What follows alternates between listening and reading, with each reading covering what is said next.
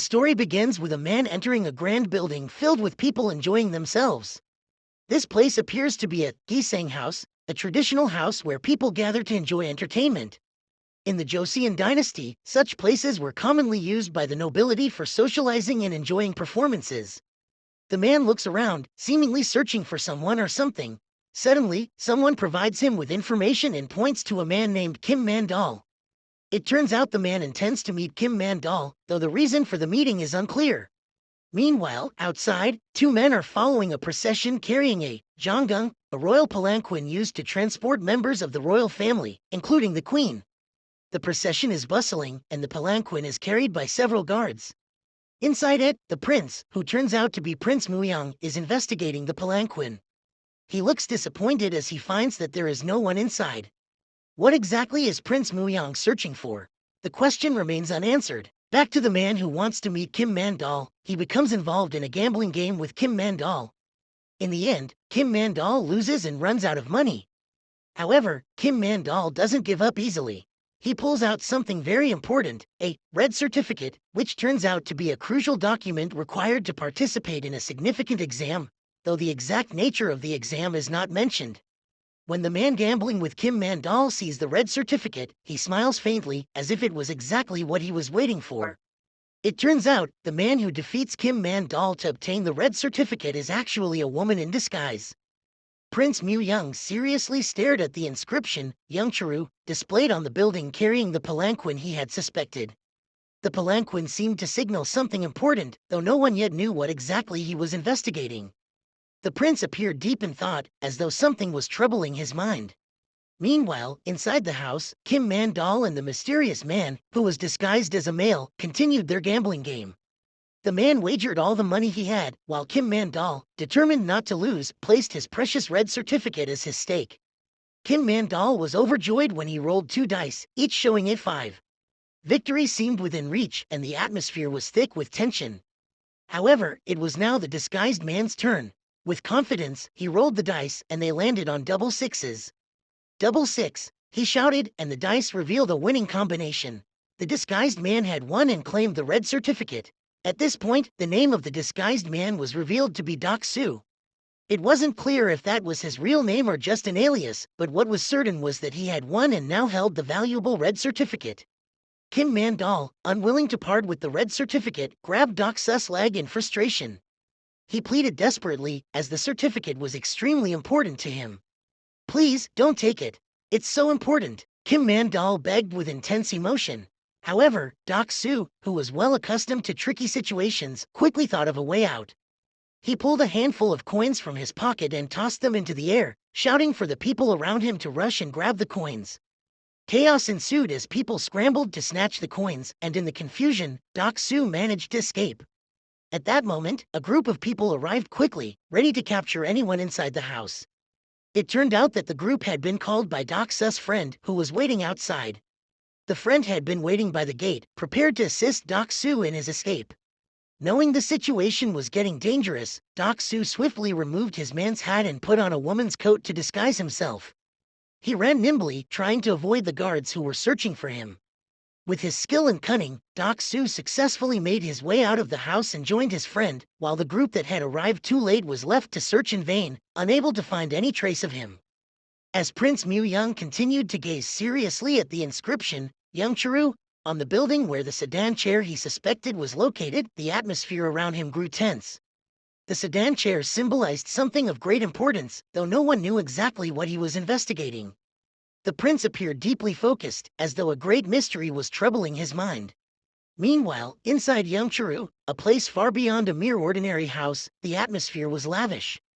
This place, known as the Second Kingdom, stood in opposition to the royal palace, a place constantly filled with luxury and grandeur.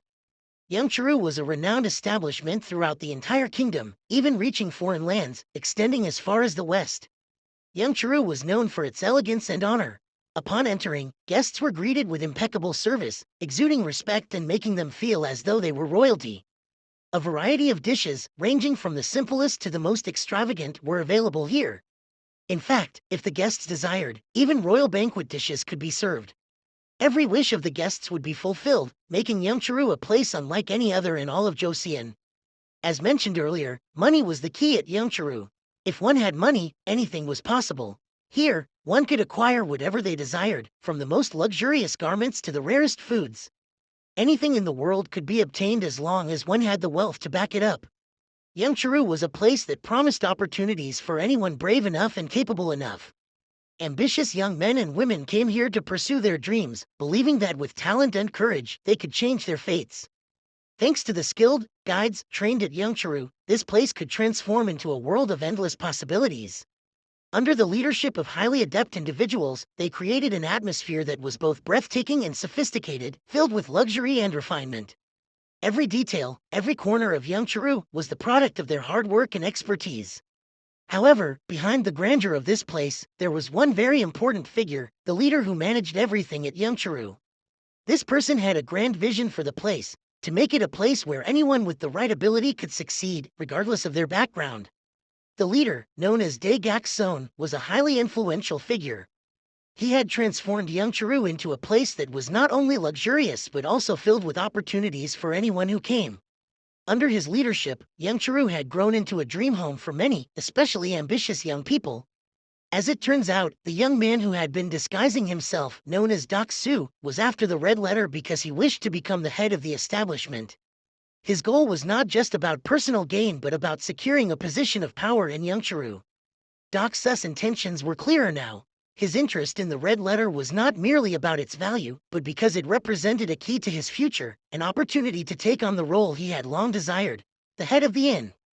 As Dak-soo imagined himself becoming the head of the inn, holding full control over the establishment, a sense of pride and hope filled his mind. He pictured how drastically his life would change if he possessed that red letter. But his calm didn't last long. Suddenly, Kim Man-dal appeared from behind, holding his sword to one of Dak-soo's friend's neck. The situation is getting worse, thought Dak-soo, panic setting in. He knew that everything depended on quick action now. Frantically, he offered the money he had, hoping Man-dal would release his friend. "Here, take the money, just let him go," he shouted, his eyes full of desperation. However, Man-dal was not someone easily swayed by money. He glared at Dak-soo with cold eyes. "I don't need your money. What I want is that red letter, because it belongs to my boss," he said firmly. Dak-soo froze for a moment, trying to assess the situation. He knew that the red letter was not just valuable to him, but to many others as well. Carefully, he began handing the letter over to Man-dal, but it was clear that this was merely a tactic to divert attention. As the letter was almost in Man-dal's hands, Dak-soo quickly tricked him, using the opportunity to dash off, leaving the place with his friend and the red letter that he had fought so hard for. Meanwhile, outside, Prince Mu-young and his guards were still in pursuit of the suspicious palanquin, unaware that their chase was being disrupted by the altercation between Dak-soo and Man-dal. Amid the chaos, it was revealed that Dak-soo's friend was named Guc. Guc followed Dak-soo, adding further complexity to the situation. Feeling cornered, Dak-soo pushed himself to run as fast as possible, while Man-dal pursued him with equal determination. They ran through narrow alleyways, dodging and overtaking each other, until they reached a crossroads. At that very moment, Prince Mu-young, who was still chasing the palanquin, almost collided with them. In the confusion, Prince Mu-young lost sight of the palanquin, which had now drifted even farther from him, and his focus shifted. However, Dak-soo and Man-dal didn't stop. They continued running and fighting over the red letter. With determination, Dak-soo jumped onto Man-dal's back, attempting to overpower him and snatch the letter back.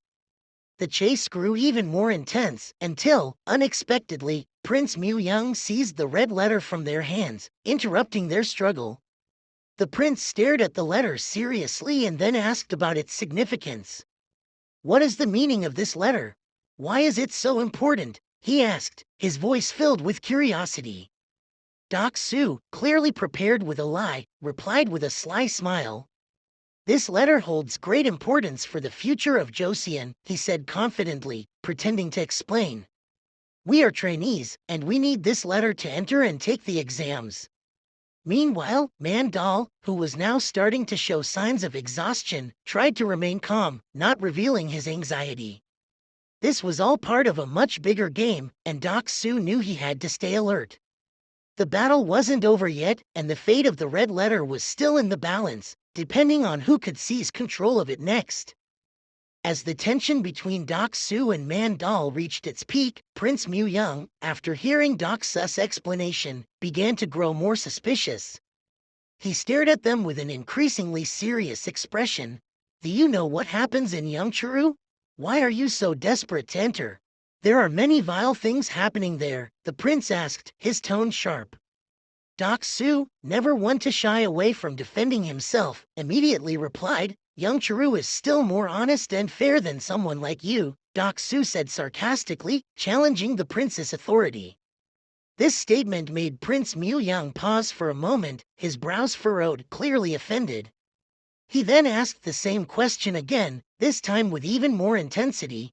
Whose property is this red document? You both claim it belongs to you. The tension mounted, and Doc Su only added fuel to the fire. Without hesitation, Prince Mu Young swiftly tore the red document in half. The act shocked both Doc Su and Mandal. The document, which was so crucial to them, now lost its value in an instant. The prince coldly handed a piece to each of them. Take your part, said Prince Mu Young expressionlessly. You wanted to share, didn't you? Doc Su stood there, momentarily stunned, his face reddening with anger. How could you tear it? He muttered, but Prince Mu Young ignored the remark, seemingly unfazed by his frustration. This moment became bitter for both Doc Su and Mandal, who had risked so much for that red document.